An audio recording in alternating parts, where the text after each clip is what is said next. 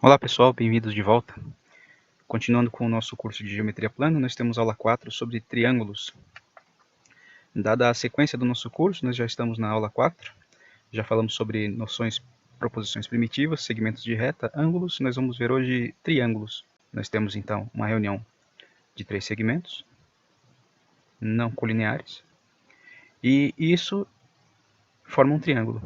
Triângulo por conta da reunião de 3 segmentos e por conta da formação de 3 ângulos que podem ser iguais, diferentes. E dependendo dessa característica, nós vamos classificar os triângulos e nós vamos ver mais à frente, né? Como eu já disse, são reuniões de 3 segmentos que formam um triângulo, 3 segmentos não colineares, né? E temos aqui algumas nomenclaturas, tá? Por exemplo, vértices são os pontos A, B e C do triângulo. Os lados AB com medida de C, AC com medida B e BC com medida A, que são os lados do triângulo. Os ângulos são o BAC ou A, ABC ou B, ACB ou C. Isso sempre representa o seguinte: a letra do meio é a que determina qual que é o ângulo, né? Então nós temos aqui, por exemplo, BAC, então a letra do meio que determina o ângulo, nesse caso A. ABC com um acento circunflexo no B, que representa o B, e por aí vai, né? E disse que os lados do triângulo eles podem ser representados por segmentos, né? BC, AC e AB, e respectivamente pelos ângulos A, B e C. Como que seria isso? Esse ângulo aqui, ele vai se chamar ângulo A. Ou eu coloco com acento circunflexo, ou tem a outra opção também de colocar como se fosse uma letra grega minúscula, nesse caso alfa, né? Ou eu tomo como referência um dos vértices para iniciar, por exemplo, B, iniciando no B, A, e terminando no outro vértice C, sendo que esse vértice que determina qual que é o ângulo vai ao acento circunflexo em cima, ok? E o lado oposto ao vértice A seria nomeado com uma letra latina minúscula A. E respectivamente para os outros eu faço a mesma coisa. Vamos, por exemplo, esse aqui seria o B, B, ângulo B, acento circunflexo em cima. Ou eu poderia nomear como ângulo beta. Tá? E o lado oposto a esse ângulo seria, neste caso, o lado Bzinho, B minúsculo. Tá? Essa que é a convenção mais utilizada para determinar quais são os vértices, ângulos e lados de um triângulo. A classificação, eles podem ser classificados como triângulos equiláteros. Se e somente se eles têm os 3 lados congruentes, que é o primeiro caso, aqui. Ele tem os 3 lados iguais, né? Então ele é chamado de equilátero. O triângulo isósceles, se ele tem apenas 2 lados congruentes. E triângulos escalenos. Tá? Triângulo escaleno porque ele tem os 3 lados totalmente diferentes entre si. Esse aqui mede, vamos dizer, aqui mede 1, aqui mede 2 e aqui mede 3 unidades de medida. Tá? Um triângulo com 2 lados congruentes é o isósceles, e o outro lado diferente aqui ele é chamado de base do triângulo isósceles. Tá? E todo triângulo equilátero também é isósceles, ele é considerado isósceles.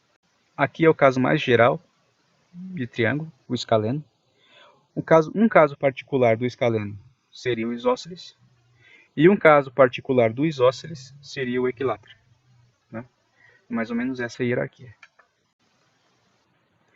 Quanto à classificação de ângulos, nós temos aqui o primeiro da fila, ele é chamado de triângulo retângulo. Por que retângulo? Ele tem um ângulo reto. Ângulo reto corresponde a 90 graus. O ângulo de 90 graus ele é representado por essa simbologia aqui. Né? E note que não tem como haver 2 ângulos retos dentro do triângulo. Né? Isso é uma definição básica e tem a ver com a soma dos ângulos internos do triângulo. Não tem como a gente fazer um triângulo com 2 ângulos retos. Por quê? Imagina que eu faço um ângulo reto aqui, primeiramente.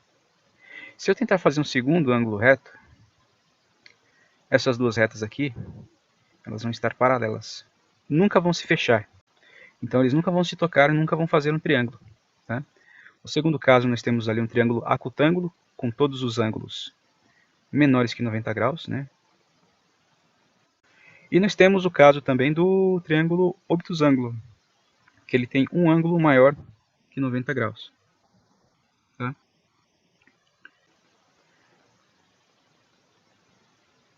Uma característica muito importante entre dois triângulos seria a congruência. Nós temos dois triângulos congruentes. Tá? Se a gente pega, por exemplo, os pontos A e a linha, nós verificamos que ele tem o ângulo igual, a medida do ângulo igual. Nós notamos que o B bate com o B' e o C com o C'. E notamos também que os ângulos eles são correspondentes, eles são iguais, eles são congruentes. Tá? E nós temos também os lados correspondentes, todos iguais, de um triângulo para o outro. Tá? Esse caso aqui é o típico caso de congruência entre dois triângulos. A simbologia aqui, o símbolo de congruência, que na geometria é o sinal de igual, são congruentes. Os casos de congruência. A definição de congruência dá todas as condições que devem ser satisfeitas para que dois triângulos sejam congruentes. E elas são características mínimas. Tá? Eu vou dar um exemplo aqui. Vamos supor que nós temos esse primeiro caso, né, de triângulos congruentes LAL. LAL significando lado, ângulo, lado. Isso quer dizer o seguinte: se eu pegar a correspondência entre dois triângulos e um lado corresponder a outro lado do outro triângulo, o ângulo corresponder ao ângulo do outro triângulo, e esse ângulo ele tem que estar adjacente a esse segmento, quer dizer, colado nesse segmento, e nós tivermos o terceiro elemento, que seria o segundo lado, congruente, isso é um típico caso de LAL, lado, ângulo, lado. Tá?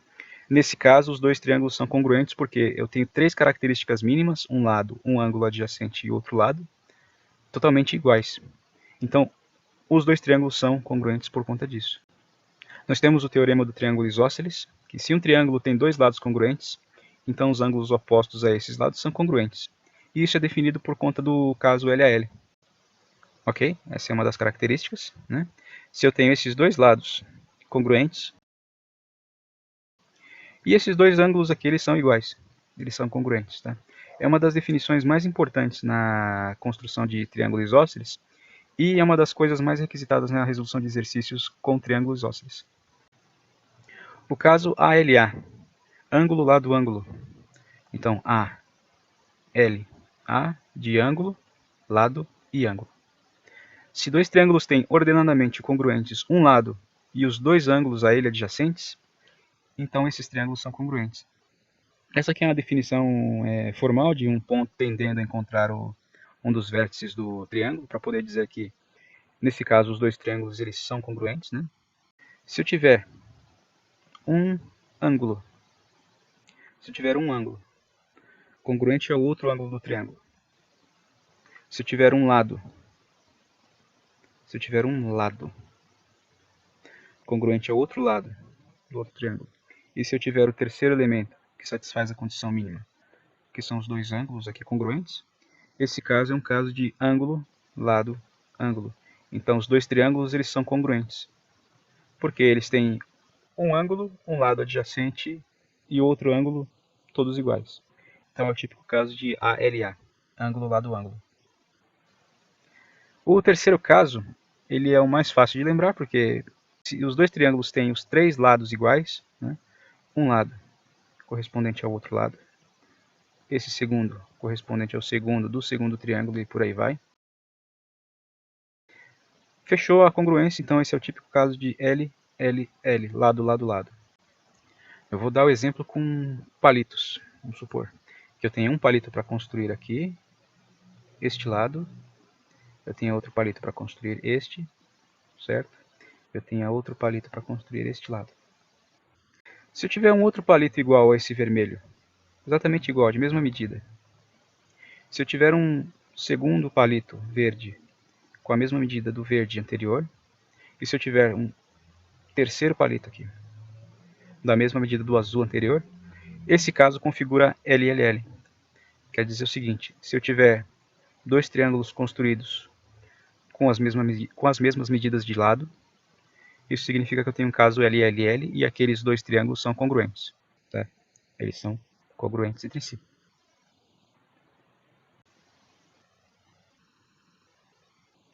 O quarto caso de congruência é LAAO. Esse AO significando ângulo oposto. Ele diz o seguinte: se dois triângulos têm ordenadamente congruentes um lado, um ângulo adjacente e o ângulo oposto a esse lado, então eles são congruentes.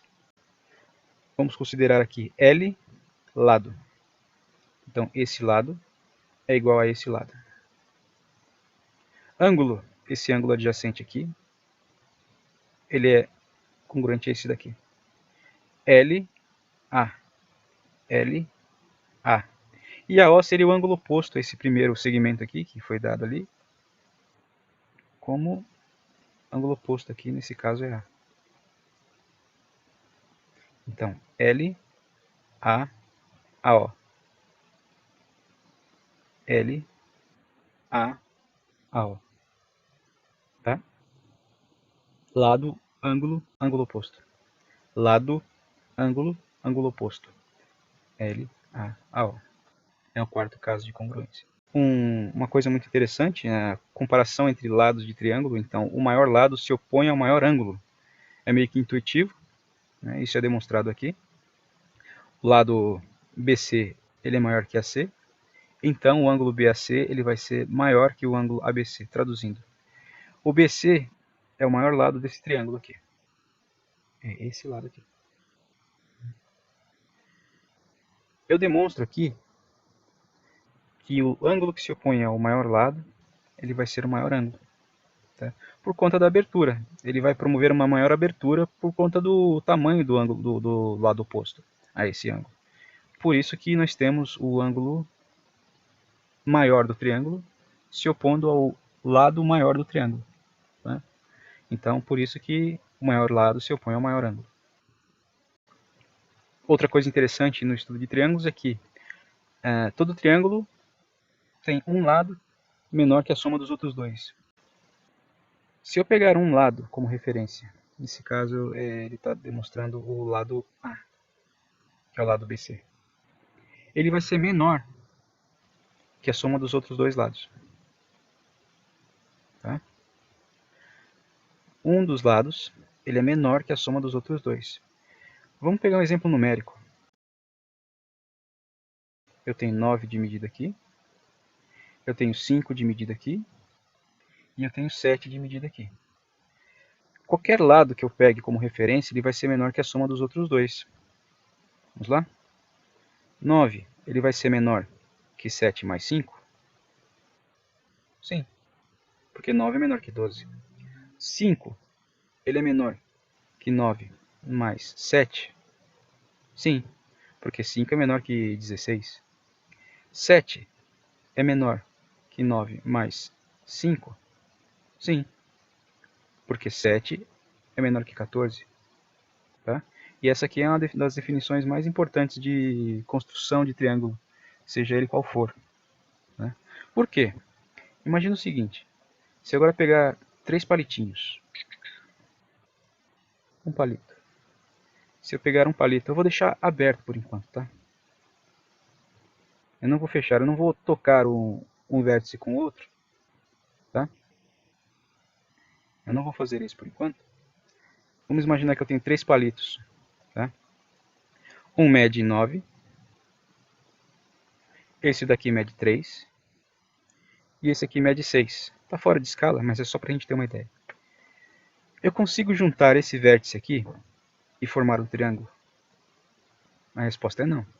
Por quê? Se eu somar o 3 com o 6, ele dá exatamente 9. É como se esses palitinhos eles fossem se fechando aqui, até encostar num ponto aqui do segmento. Vamos supor que seja AB. Imagina que eu tenho esse palitinho aqui, eu tento fazer ele fechar para tentar encontrar outra ponta do outro palito. Eles não vão se encontrar. Por quê? A medida de cada um desses dois palitos aqui somadas é exatamente igual a 9, que é do palito maior. Por isso que eu não consigo formar um triângulo. Né? Por isso que necessariamente eu tenho que ter um lado sempre menor que a soma dos outros dois lados no triângulo. É uma das definições assim mais importantes, porque alguns problemas relacionados com formação de triângulo são baseados nisso daqui, né? É uma condição necessária para que se forme um triângulo. E também nós temos o seguinte: em todo triângulo, cada lado é menor que a diferença dos outros dois. Eu consigo montar um sistema que me define, no final das contas, qual que é a condição para a formação de um triângulo. Eu só consigo formar esse triângulo ABC se eu tiver essa condição aqui, né? Sem essa condição aqui eu não formo o triângulo, né? Aquela definição de a soma dos dois lados é sempre maior que um dos lados, que um terceiro lado, e qualquer lado ele é maior que a diferença entre os dois outros lados. Com isso eu consigo montar esse sistema de equações aqui e fazer uma fórmula geral que me define o seguinte. Bom, o módulo da diferença dos dois lados aqui, né? Isso quer dizer o seguinte: essa diferença ela vai ser sempre positiva, porque não se tem medida negativa em geometria. Em geometria nós sempre lidamos com medidas positivas, tá? Por isso a diferença ela tem que ser colocada em módulo, para sempre resultar um número positivo. Vai ser menor que um dos lados, que por sua vez vai ser menor que a soma dos outros dois lados. Com isso aqui eu consigo resolver alguns exercícios a respeito de desigualdade de triângulos. E com isso eu concluo a aula.